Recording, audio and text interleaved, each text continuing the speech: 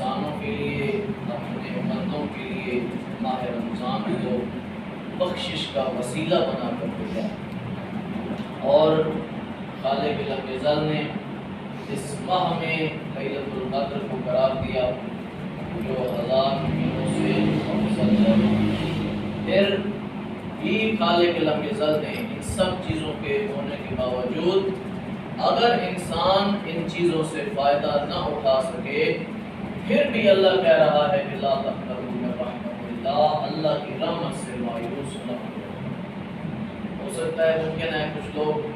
لیلۃ القدر کی راتوں سے فائدہ نہ اٹھا سکے ہوں، تو پھر بھی ان کے لیے مایوسی نہیں ہے۔ اللہ نے ان کے لیے مایوسی کا اعلان نہیں کیا کہ آپ نے لیلۃ القدر میں عبادت خدا میری عبادت نہیں کی ہے، اس کی اہمیت کو سمجھا نہیں ہے، پھر بھی خدا کہتا ہے کہ لا تقنطوا من رحمت اللہ، اللہ کی رحمت سے مایوس نہ ہو جاؤ۔ یہ جو آئندہ دن باقی رہ گئے ہیں بڑی عظمتوں والے دن ہیں، بڑی عظمتوں والی راتیں ہیں یہ، خصوصاً ان میں 27 کی رات جو ہے بڑی عظمت والی رات ہے، اس کی بڑی اہمیت بیان کی گئی ہے، اور اس کے بعد پھر آخری شب جو ہے چاہے وہ 29 کی ہو یا 30 کی ہو، آخری شب ماہ رمضان، اس کی بہت زیادہ فضیلت بیان کی گئی ہے، اور روایات میں ملتا ہے کہ ہزاروں لاکھوں جہنمیوں کو اللہ اس رات جہنم سے آزاد کرتا ہے، ہزاروں لاکھوں گناہگاروں کے اللہ گناہ مٹا دیتا ہے،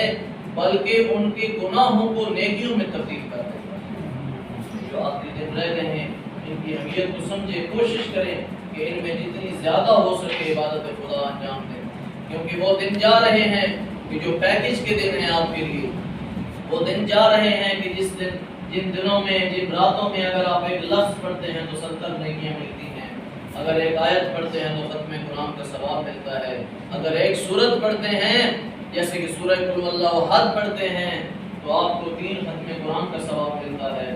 سورہ انا انزلنا پڑھتے ہیں ایک دفعہ تو 5 ختم قرآن کا ثواب ملتا ہے، سورہ فاتحہ ایک دفعہ پڑھتے ہیں تو 7 ختم قرآن کا ثواب ملتا ہے۔ وہ دن جا رہے ہیں،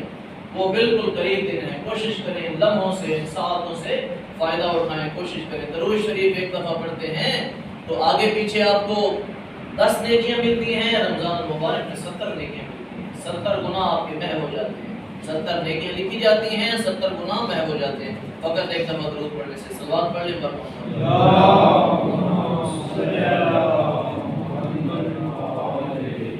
کیونکہ آخری عشرہ چل رہا ہے، ہو سکتا ہے اگلے جمعۃ المبارک کو عید بن جائے، ہفتہ کو عید بن جائے، تو میں اس جمعۃ المبارک پہ چند مسائل آپ کو فطرہ کے اور فدیہ کے بتانا چاہتا ہوں۔ فطرہ جو ہے وہ ہر اس شخص پر واجب ہے کہ جس کے پاس، ہر اس شخص کا مطلب یہ ہے کہ ہر اس گھر کے سربراہ پر واجب ہے کہ جس کے پاس 1 سال کے اخراجات موجود ہیں، کیونکہ 1 سال کے اخراجات کو برداشت کر سکتے ہو اپنے آسانی سے، تو اس پر فطرہ جو ہے گھر کے سربراہ پر فطرہ واجب ہے، اور وہ بندہ حقدار فطرہ ہے جو بندہ 1 سال کے اخراجات اپنے پاس نہ رکھتا ہو، چاہے وہ فقیر ہو، چاہے وہ مسکین ہو، چاہے وہ یتیم ہو۔ لیکن کچھ مسائل فطرہ میں جو ہیں وہ ذرا تھوڑے سے پیچیدہ ہیں، جیسا کہ آپ فطرہ کا چلے اعلان بھی جو میں آپ کو بتا دیتا ہوں، آپ بھی جن تک دوست پہنچائیے انشاءاللہ۔ فطرہ جو ہے وہ 300 روپے فی کس جو ہے وہ مقرر کیا گیا، 300 روپے فی کس، ایک بندے کا 300، گھر کے باقی جتنے افراد ہیں ان کا شمار کر کے پھر آپ اس حساب سے فطرہ نکال سکتے ہیں۔ فطرہ جو ہے وہ جیسے ہی عید کے چاند کی اطلاع ملتی ہے کہ عید کا چاند نظر آ گیا ہے، اب فطرہ جو ہے وہ گھر کے سربراہ پر واجب ہو جاتا ہے، گھر کے سربراہ پر فطرہ واجب ہو جاتا ہے، اور کوشش کریں کہ اسی ٹائم جو ہے وہ فطرے کو الگ کر دیں۔ مثلا گھر کے 5 بندے ہیں تو 1500 روپے جو ہے وہ اس حساب سے آپ الگ کریں، اور الگ کر کے پھر اس کی نیت کرنا ضروری ہے کہ یہ میں اپنا اور اپنے اہل و عیال کا فطرہ دیتا ہوں واجب قربتاً اللہ، اس کی نیت کریں اور فطرے کو الگ کر دیں۔ اب فطرہ دینا جو ہے وہ کب ضروری ہے، کب تک ضروری ہے؟ فطرہ دینا کوشش کی جانی چاہیے، بلکہ اس کا حکم سختی سے دیا گیا ہے کہ عید نماز عید الفطر سے پہلے اپنا فطرہ ادا کریں، نماز عید الفطر سے پہلے اپنا فطرہ ادا کریں۔ اور اگر زیادہ جو ہے اس کی وہ گنجائش دی گئی ہے، وہ گنجائش غروب آفتاب تک ہے، عید کے دن غروب آفتاب تک جو ہے وہ آپ کو اپنا فطرہ ادا کر دینا چاہیے۔ اگر ہاں یہ ایک چیز اور ہے، اس میں مسئلہ ہے،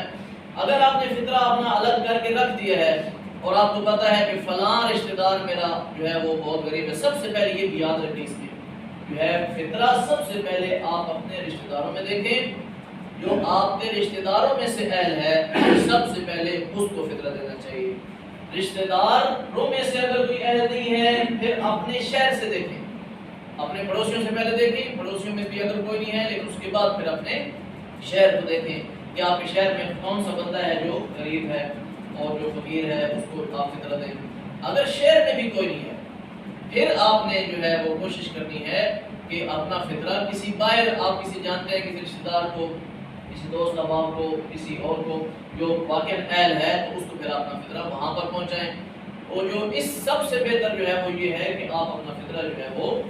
مدرسے میں، اگر یہ چیزیں نہیں ہیں تو پھر آپ اپنا فطرہ جو ہے وہ مدرسے میں دیں، کیونکہ مدرسہ جو ہے اس میں طلاب پڑھتے ہیں اور طلاب پر جو ہے وہ اپنے واجبات و مستحبات جو ہیں وہ دینا جو ہے اس کا ثواب بھی جو ہے وہ بہت زیادہ ہے۔ صلوات پڑھیں۔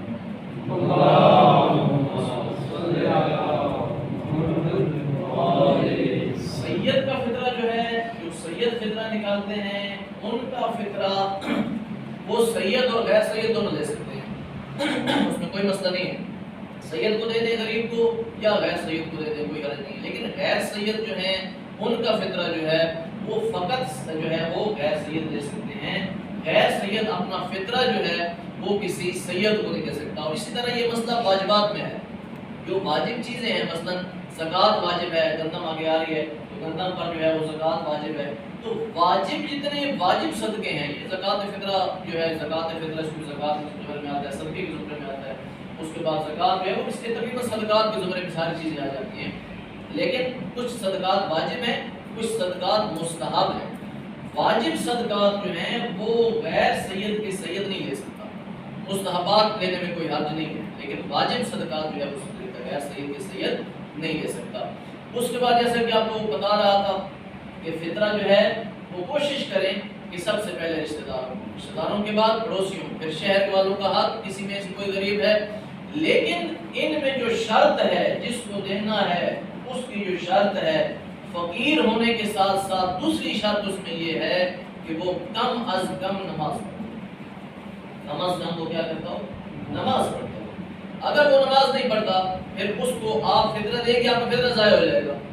آپ کا فطرہ ضائع ہے۔ مطلب یہ ہے کہ وہ بندہ جو کم از کم، یعنی کہ جس کی شہرت اچھی ہو کہ یہ بندہ جو ہے یہ اچھا ہے، نمازی ہے، پرہیزگار ہے، اس کو فطرہ دینا جو ہے وہ پھر دینا چاہیے، وگرنہ آپ کا فطرہ ضائع ہے۔ کوشش کریں کہ وہاں پر فطرہ پہنچائیں جو بندہ کم از کم نماز پڑھتا ہو۔ اگر بے نماز کو اور آپ کو یہ یقین ہے کہ اگر میں یہ پیسے اس کو دوں گا تو یہ پیسے جو ہے وہ فضول خرچوں میں اڑا دے گا، تو پھر بھی اس کو فطرہ دینا نہیں چاہیے۔ اس کے بعد ایک اور مسئلہ اس میں یہ ہے، بعض اوقات یہ لوگ پوچھتے بھی ہیں کہ ایک گھر کا مرد جو ہے وہ تو جو ہے وہ جوئے باز ہے، وہ فلاں ہے، مطلب یہ ساری چیز اس میں ہیں، برائیاں پائی جاتی ہیں، لیکن اس کے گھر والے جو ہیں، مثلا اس کی بیٹیاں ہیں، اس کی زوجہ ہے، وہ بڑی اچھی ہے، ٹھیک ہے، وہ نمازی ہے، نماز بھی پڑھتی ہے، پابند قرآن بھی ہے، یہ سب چیز اس میں ہے، پردہ دار بھی ہے، اس کی کوئی مطلب جو ہے وہ بری بات بھی ہم نے باہر سے نہیں سنی ہے، تو پھر اس کو آپ اس عورت کو جا کر فطرہ دے سکتے ہیں۔ اس مرد کو فطرہ نہیں دے سکتے کہ اس کے ہاتھ میں، جس کے ہاتھ پہ رکھنا ہے فطرہ، اس کو آپ کو پتہ ہونا چاہیے کہ یہ بندہ جو ہے یہ کم از کم نماز پڑھتا ہے اور اس کی شہرت جو ہے وہ بھی اچھی ہے۔ ایک صلوات پڑھیں۔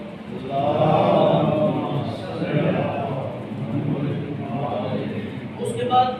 فدیہ کا مسئلہ ہے۔ فدیہ جو ہے وہ بندہ، وہ گھر کا بزرگ جو روزے نہیں رکھ سکتا، روزے نہ رکھے ہوں، وہ جو ہے وہ، اور اس کے بعد پھر پورا سال، یہ بھی ایک شرط اس میں ہے کہ پورا سال آگے وہ قضا بھی نہیں کر سکے گا، یا مثلاً گھر کی وہ عورت جو حاملہ ہے یا وہ عورت جو کسی بچے کو دودھ پلا رہی ہے، ان کے اوپر روزے واجب نہیں ہیں، وہ روزے نہ رکھیں بے شک، لیکن بعد میں ان کے اوپر قضا ضروری ہے۔ لیکن اب اگر وہ عورتیں جو گھر میں موجود ہیں جن کے ساتھ یہ مسائل درپیش ہیں اور وہ آگے پورا سال جو ہے وہ روزہ نہیں رکھ سکیں گی، یعنی قضا نہیں کر سکیں گی روزوں کی، تو پھر آپ کے اوپر جو گھر کا سربراہ ہے اس کے اوپر جو ہے وہ ایک مد طعام یعنی 3 پاؤ گندم کی قیمت جو ہے پھر وہ آپ نے کسی فقیر کو دے، وہ کسی کو بھی دے سکتے ہیں، کوئی حرج نہیں ہے، وہ کسی غریب کو دے، کوئی ہے اس کو دے سکتے ہیں آپ فدیہ جو ہے۔ لیکن فطرہ کا یہ مسئلہ نہیں ہے، فطرہ کا مسئلہ آپ کو پتا نہیں، فدیہ آپ کسی کو بھی دے سکتے ہیں جو غریب ہے، ٹھیک ہے۔ وہ 3 پاؤ گندم کی قیمت ہے، ایک روزے کے بدلے میں، ایک روزے کے بدلے میں 3 پاؤ، پھر آپ کو 3 پاؤ جو ہے 30 کے ساتھ یا 29 کے ساتھ جو ہے وہ ضرب کرنی پڑے گی، جو بنتا ہے پھر وہ اس کی قیمت ہے وہ آپ کو ادا کرنی پڑے گی۔ اگر وہ اگلے سال تک قضا نہ کر سکے، یہ یاد رکھیں،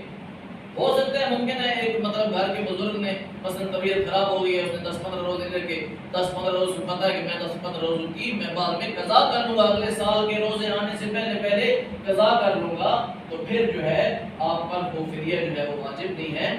وہ ضروری نہیں ہے۔ اس طرح خاتون جو ہے گھر کی، وہ پتہ ہے آپ کو کہ یہ ٹھیک ہو جائے گی، اور اس کے بعد اس نے خود کہا کہ میں ٹھیک ہو جاؤں گی، میں اگلے سال کے آنے سے پہلے اپنے روزے جو ہے وہ قضا کر کے نیت سے رکھ لوں گی، تو پھر اس کا بھی جو ہے وہ مد طعام واجب نہیں ہے۔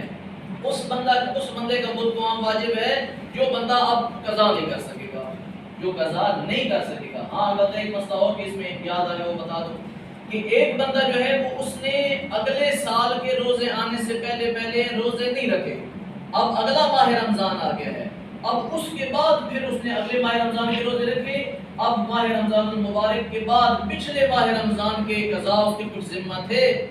اب اس نے وہ بھی رکھنے شروع کر دیے، سال گزرنے کے بعد پھر روزہ رکھنا بھی واجب ہے اور ایک مد طعام بھی واجب ہے۔ ایک سوال کریں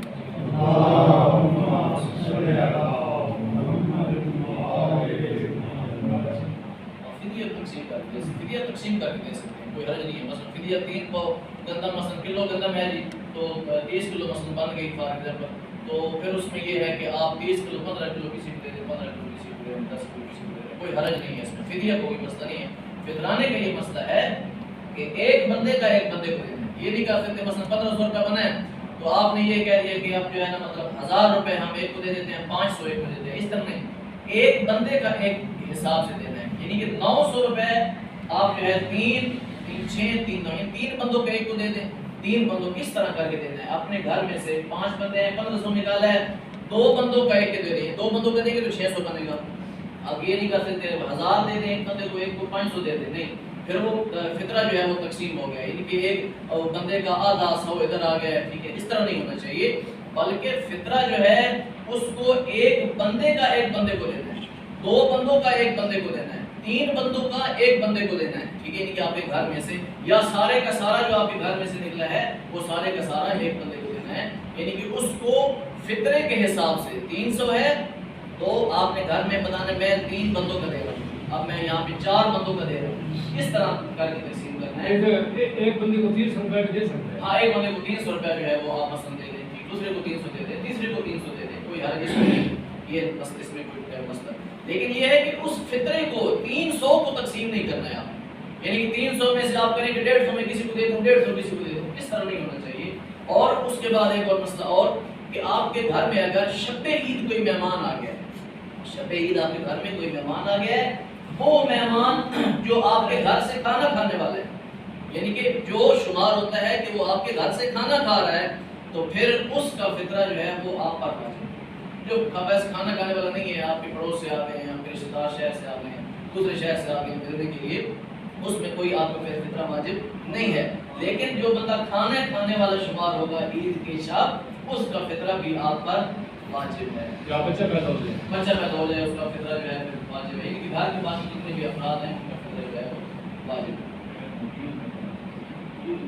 اس کے بعد انشاءاللہ نماز عید الفطر باقی جمعہ کو نہیں ہفتہ کو انشاءاللہ 7:30 بجے جو ہے وہ نماز انشاءاللہ باجماعت کھڑی ہو جائے گی 7:30۔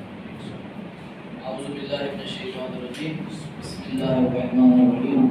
والعصر ان الانسان لفی خسر إلا الذين آمنوا وعملوا الصالحات وتواصوا بالحق وتواصوا بالصبر.